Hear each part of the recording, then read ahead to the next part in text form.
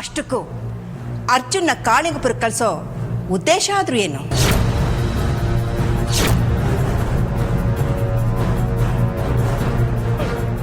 ಇದರಲ್ಲಿ ನನ್ನ ಉದ್ದೇಶ ಏನೂ ಇಲ್ಲಮ್ಮ. ಅರ್ಜುನ್ನ ನೀನು ಬಿಟ್ರೆ ಅಮೃತ, ಅಮೃತ ಬಿಟ್ರೆ ನೀನು, ಇಬ್ರು ಸೆರೆಗೆ ಗಂಟು ಹಾಕೊಂಡಿರ್ತೀರ. ಅಲ್ಲ, ಹೀಗೆ ಆದ್ರೆ ಅವನಿಗೆ ಲೋಕಜ್ಞಾನ ಬರೋದು ಹೇಗೆ ಅಂತ. ಅಲ್ಲ ಕಣೋ, ಅವನು ಕಾಳಿಂಗಪುರಕ್ಕೆ ಹೋಗಕ್ಕೂ ಅವನಿಗೆ ಲೋಕಜ್ಞಾನ ಬರೋಕ್ಕೂ ಏನ್ ಸಂಬಂಧ? ಅಮ್ಮ, ನಮ್ಮ ಅರ್ಜುನ್ ವಯಸ್ಸಿನ ಅವನ ಫ್ರೆಂಡ್ಸು ಏನೆಲ್ಲ ಜವಾಬ್ದಾರಿಗಳು ತಗೊಂಡಿದ್ದಾರೆ, ಎಷ್ಟೆಲ್ಲ ದುಡಿತಿದ್ದಾರೆ ಅನ್ನೋದು ನಿನಗೆ ಗೊತ್ತಾ? ನೋಡು, ನಮ್ಮ ಪ್ರೀತಿ ಅವನ ಬೆಳವಣಿಗೆಗೆ ಪೂರಕವಾಗಿರ್ಬೇಕೇ ಹೊರತು ಮಾರಕವಾಗಿರಬಾರದು. ಹಾಗಲ್ಲ ಕಣೋ, ದಯವಿಟ್ಟು ಅರ್ಥ ಮಾಡ್ಕೋ. ಆ ಜಮೀನಿನ 1 ಎಕರೆ ಬೆಲೆಗೆ ನಮ್ಮೂರಲ್ಲಿ 30-40 ಸೈಟ್ ಕೂಡ ಸಿಗೋದಿಲ್ಲ. ಅಂದ್ರೆ ನೀನೇ ಲೆಕ್ಕ ಹಾಕೋ ಆ ಜಮೀನು ಎಷ್ಟು ಕಡಿಮೆ ಬೆಲೆಗೆ ಸಿಗ್ತಾ ಇದೆ ಅಂತೇಳಿ. ಅಮೃತ, ನೀನು ಅರ್ಜುನ್ನ ಪ್ರೀತಿಸಿ ಮದುವೆ ಆಗಿದೆ ಅಂತ ನನಗೆ ಗೊತ್ತು. ಆದರೆ ನಿನ್ನ ಪ್ರೀತಿ ಅವನ ಬೆಳವಣಿಗೆಗೆ ಯಾವುದೇ ರೀತಿಯಲ್ಲೂ ಅಡ್ಡಿ ಆಗಬಾರದು. ಇನ್ನು ಮುಂದೆ ನಮ್ಮ ಬಿಸ್ನೆಸ್ನ ನೋಡ್ಕೊಳ್ಳೋದು ಅರ್ಜುನ್ ಮತ್ತೆ ಕರ್ಣ ಇಬ್ರೇನೆ. ಅಂಥದ್ರಲ್ಲಿ ಅರ್ಜುನ್ಗೆ ಪ್ರತಿಯೊಂದು ವಿಷಯ ಗೊತ್ತಿರಬೇಕು. ಅದಕ್ಕೆ ಅರ್ಜುನ ನಾನು ಕಾಳಿಂಗಪುರಕ್ಕೆ ಕಳಿಸ್ತಾ ಇರೋದು. ವಿಷ್ಣು, ನನ್ನ ಮಾತು ಕೇಳು. ಅಮ್ಮ, ಅರ್ಜುನ್ ಕಾಳಿಂಗಪುರಕ್ಕೆ ಹೋಗ್ತಾನೆ, ಇದನ್ನು ಯಾರು ತಡೆಯೋ ಹಾಗಿಲ್ಲ. ಅಮೃತ ಕೂಡ.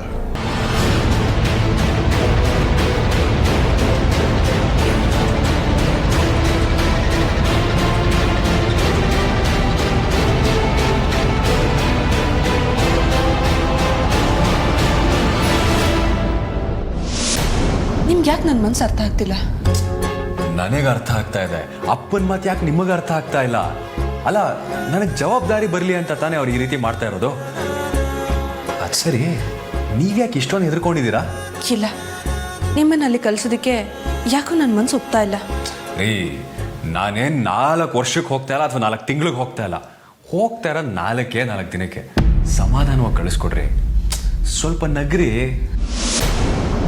ವಿಷ್ಣು ಯಾಕೆ ಅರ್ಜುನ್ನ ಕಾಳಿಂಗಪುರಕ್ಕೆ ಕಳಿಸ್ಲೇಬೇಕು ಅಂತ ಹೇಳ್ತಾ ಇದ್ದಾನೆ? ನಾನು ಎಷ್ಟು ಬೇಡ ಅಂದ್ರು ಅವ್ನು ಕಳಿಸ್ಬೇಕು ಅಂತ ಹಠ ಮಾಡ್ತಾ ಇದ್ದಾನಲ್ಲ. ಇದನ್ನ ಹೇಗೆ ತಪ್ಪಿಸೋದು ಒಂದು ಗೊತ್ತಾಗ್ತಿಲ್ವಲ್ಲ.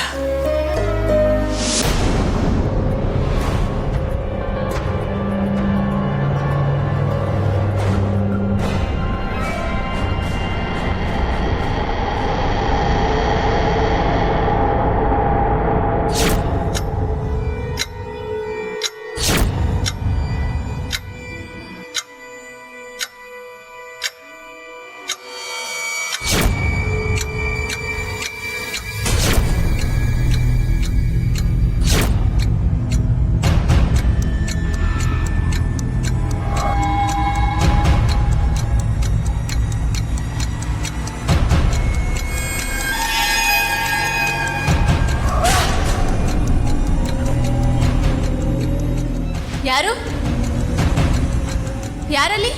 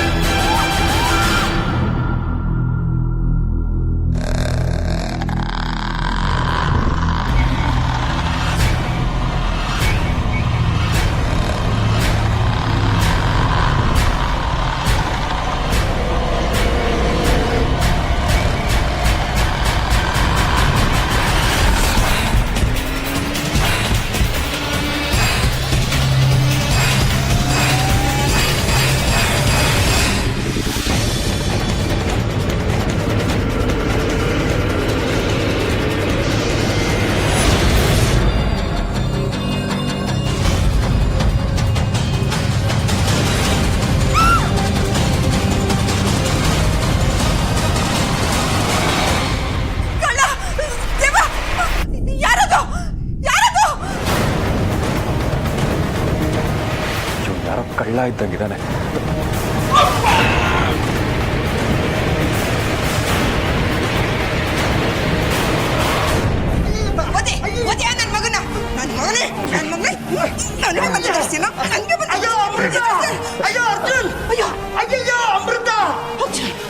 ಇದೇನ ಇದು ಕರ್ತನ ಮಾಡಕ್ ಬಂದಿದ್ದಾನೆ, ನಿಮ್ಮ ಹತ್ರ ಹೇಳ್ತಾ ಇದ್ದಾನೆ. ಯಾರು ಇವನು?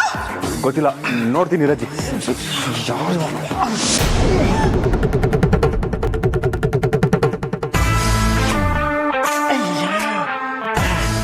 ಏನು ಗುರುವೆ, ಸಿಕ್ಕಾಪಟ್ಟೆ ಹೊಡೆದ್ಬಿಟ್ಟಲ್ಲಪ್ಪ.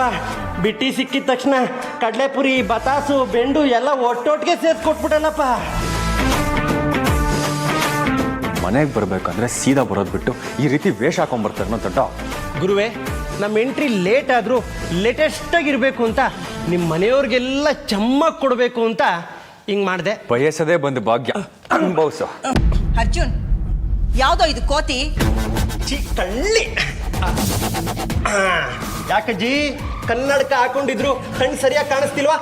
ನಾನು ನಿಮ್ಮ ಕಣ್ಣಿಗೆ ಕೋತಿ ತರ ಕಾಣಿಸ್ತಿದ್ದೀನ? ಇಲ್ಲಪ್ಪ, ಮತ್ತೆ ಗೋರಿಲ್ಲ ತರ ಇದೆಯಾ? ನಾಟಿ ಅಜ್ಜಿ, ವಯಸ್ಸಾದ್ರೂ ಇನ್ನು ಕಾಮಿಡಿ ಸೆನ್ಸೇ ಹೋಗಿಲ್ಲ. ಕೈನ ನನ್ನ ಹತ್ರ ಇದೆಲ್ಲ ಇಟ್ಕೋಬೇಡ. ನನ್ ಕಾಣ್ ನೋವು ಬಂದ್ರು ಚಿಂತಿಲ್ಲ, ನಿನ್ ಗೊತ್ತು ಸೊಂಟ ಮುರಿದು ಬಿಡ್ತೀನಿ. ಏನ್ ತಿಳ್ಕೊಂಡಿದ್ದೆ ನನ್ನ? ಅರ್ಜುನ್, ಇದು ನಾಟಿ ಅಜ್ಜಿ ಅಲ್ಲ, ಘಾಟಿ ಅಜ್ಜಿ.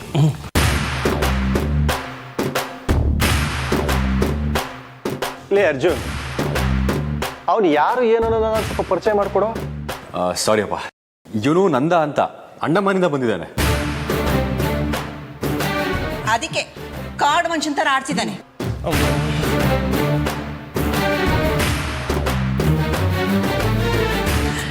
ಅಜಯ್, ಸ್ವಲ್ಪ ಸುಮ್ಮನೆ ಇರ್ತೀಯ ನೀನು? ಅಂಡಮಾನಲ್ಲಿ ಒಂದು ಸಹಾಯಕ್ಕೆ ಬಂದಿರಲಿಲ್ಲ ಅಂದಿದ್ರೆ ತುಂಬ ಕಷ್ಟ ಆಗಿರೋದು.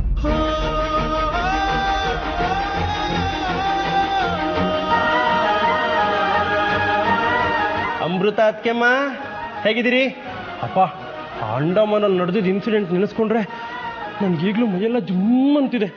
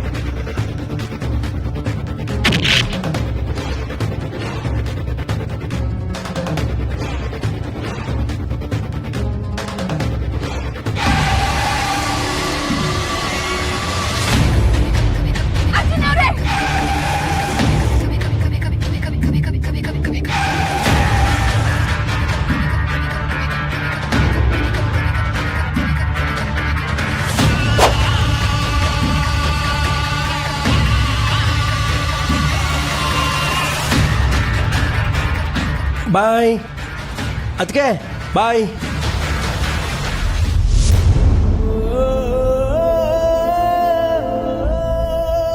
ಅಂಡಮಾನಲ್ಲಿ ಏನಾಯ್ತು?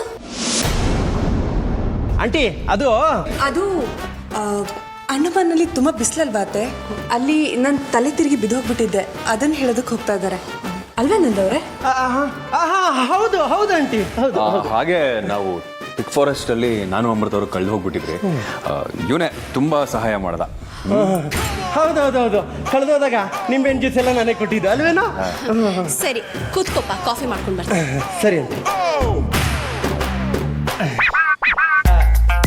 ಮತ್ತೆ ಅಜ್ಜಿ, ನಿಮ್ಮ ಮನೇಲಿ ಕಾಫಿ ಸ್ಟ್ರಾಂಗ್ ಆಗಿರುತ್ತಾ ಲೈಟ್ ಆಗಿರುತ್ತಾ? ಅರ್ಥ ಆಯ್ತು ಬಿಡಿ ಅಜ್ಜಿ, ನಿಮ್ಮ ಥರನೇ ಸ್ಟ್ರಾಂಗ್ ಆಗಿರುತ್ತೆ.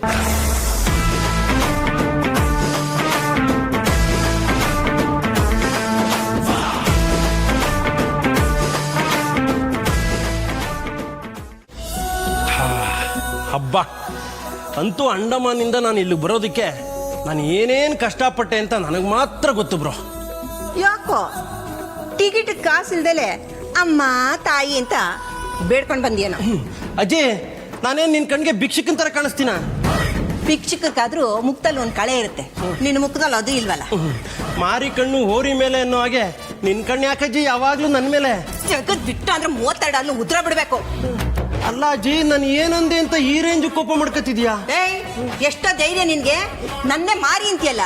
ಅಯ್ಯೋ ಅಜ್ಜಿ, ಅದು ಗಾದೆ. ನಾನು ಗಾದೆ ಹೇಳಿದ್ರೆ ನೀನು ಈ ಥರ ಅರ್ಥ ಮಾಡ್ಕೊಂಡ್ರೆ ನಾನು ಏನು ಮಾಡಲಿ? ಅಮ್ಮ, ಒಂದು ನಿಮಿಷ ಇರಿ. ಅಲ್ವೋ ನಂದ, ನೀನು ಇವತ್ತು ಬರೋದ್ ಬದಲಿಗೆ ಒಂದು 2-3 ದಿನ ಮುಂಚೆನಾದ್ರೂ ಬರಬಾರ್ದಿತ್ತಾ? ಯಾಕಂಕಲ್, ಇವತ್ತು ಟೈಮ್ ಸರಿ ಇಲ್ವಾ ಅಥವಾ ಮುಹೂರ್ತನೇ ಸರಿ ಇಲ್ವಾ? ಏ ನಂದ, ಇದಕ್ಕೆ ಅಜ್ಜಿ ನನಗೆ ಸರಿಯಾಗಿ ಬೈಯೋದು. ಇವತ್ತು ನಾನು ಕಾಳಿಂಗಪುರಕ್ಕೆ ಹೋಗ್ತಾ ಇದ್ದೀನಿ, ಅದಕ್ಕೆ.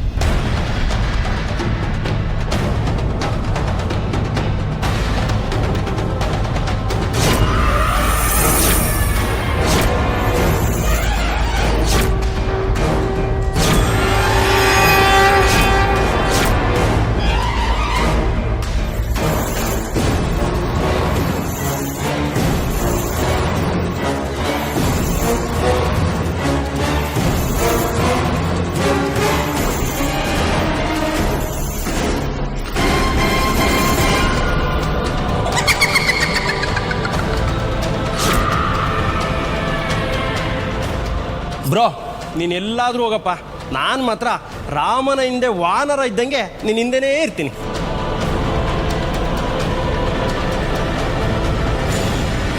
ಸರಿಯಾಗಿ ಹೇಳಿದೆ, ನೀನೊಂಥರ ವಾನರ ಇದ್ದಂಗೆ.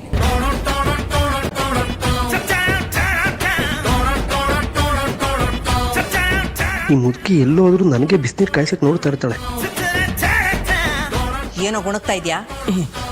ಅಯ್ಯೋ ಅಜ್ಜಿ, ನಮ್ಮ ತಾಯಣೆಗೂ ನನ್ನ ಮನಸ್ಸಲ್ಲಿ ನಿನ್ನ ಬಗ್ಗೆ ಏನೂ ತಪ್ಪಾಗಿ ಅನ್ಕೊಂಡಿಲ್ಲ. ಅಕಸ್ಮಾತ್ ನನ್ನಿಂದ ಏನಾರು ತಪ್ಪಾಗಿದ್ರೆ ನೀನು ಹೊಟ್ಟೆಗೆ ಹಾಕೊಂಡು ನನ್ನ ಕ್ಷಮಿಸ್ಬಿಡು ಅಜ್ಜಿ. ಈ ಭಯ ಇರ್ಲಿ, ಜೀವನದಲ್ಲಿ ಉದ್ಧಾರ ಆಗ್ತೀಯ. ಅಲ್ವೋ, ನೀನು ಹೇಗೆ ನನ್ನ ಜೊತೆ ಬರ್ತೀಯಾ? ಯಾಕಪ್ಪ, ನಾನು ನಿನ್ನ ಜೊತೆ ಬರೋದು ನಿನ್ಗೆ ಇಷ್ಟ ಇಲ್ವಾ? ಸರಿ ಬಿಡು, ನಾನು ಇಲ್ಲಿಂದ ರೈಟ್ ಹೇಳ್ತೀನಿ. ಏಯ್, ಹಾಗಲ್ಲ ಕಣೋ ಹೇಳಿದ್ದು, ನಿನ್ನ ಲಗೇಜ್ ಇಲ್ವಲ್ಲ ಅಂತ. Just a minute bro, cycle ಗ್ಯಾಪಲ್ಲಿ ಹಿಂಗೋಗಿ ಹಿಂಗೆ ಬಂದ್ಬಿಡ್ತೀನಿ.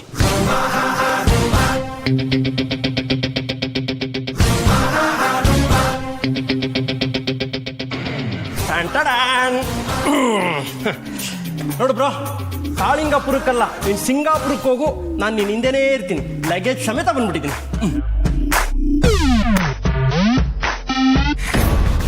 ಅಯ್ಯೋ, ಇವನು ಅರ್ಜುನ್ ಜೊತೆ ಹೋಗ್ತೀನಿ ಅಂತಿದ್ದಾನೆ.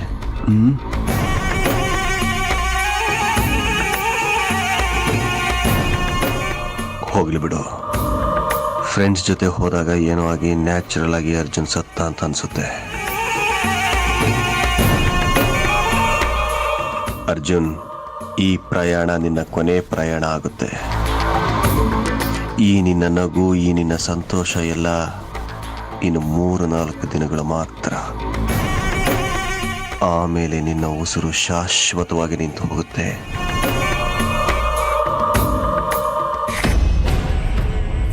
ಗುರುಗಳು ಹೇಳಿದ ಬೇರು ಅರ್ಜುನ್ ಜೊತೆ ಇದ್ರೆ ಅವನು ನಾಗಯೋಧ ಆಗಲ್ಲ. ಅಕಸ್ಮಾತ್ ಹೋಗಿದ್ದ ಕಡೆ ಅವನಿಗೇನಾದರೂ ನಾಗಲಕ್ಷಣಗಳು ಕಾಣಿಸ್ಕೊಂಡ್ರೆ ತುಂಬ ಅಪಾಯ ಆಗತ್ತೆ.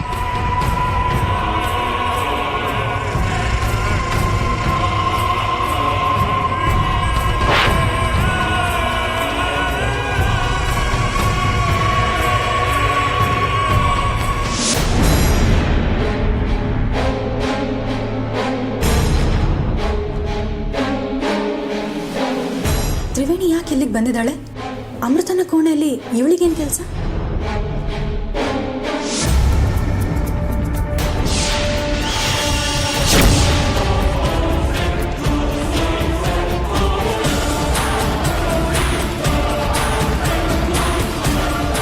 ಏನಿದು ವಿಚಿತ್ರ,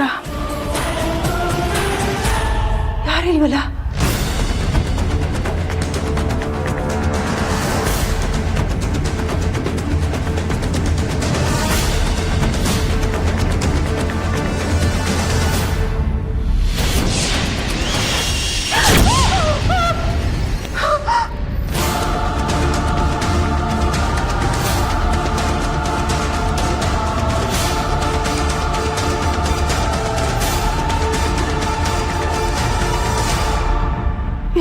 ಏನಾಗ್ತಾ ಇದೆ?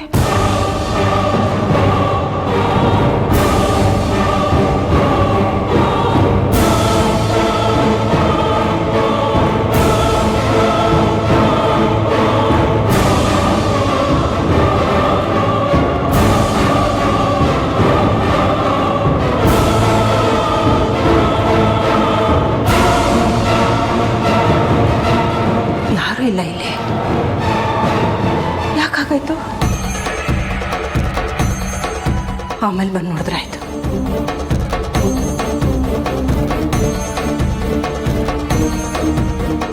ಇವಳ ನಡವಳಿಕೆನೇ ವಿಚಿತ್ರವಾಗಿದೆಯಲ್ಲ. ಶೈಯ ಕೆಳಗಡೆ ಏನಿಟ್ಟಿದ್ದಾಳೆ? ಮೊದಲು ಇದನ್ನು ಅಮೃತಾಳ್ಗೆ ತಿಳಿಸ್ಬೇಕು.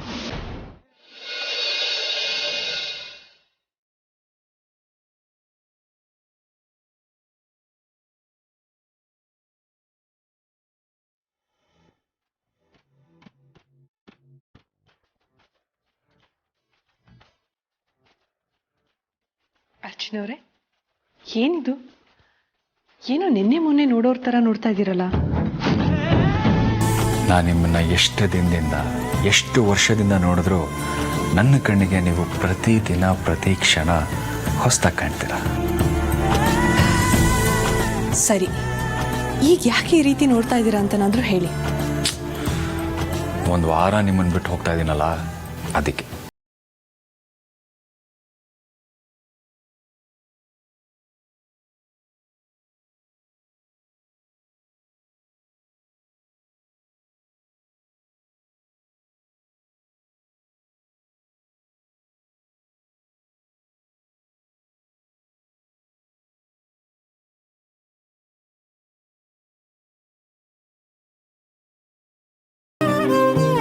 ಅಂದ ತುಂಬ್ಕೋತೀನಿ ಅಂತ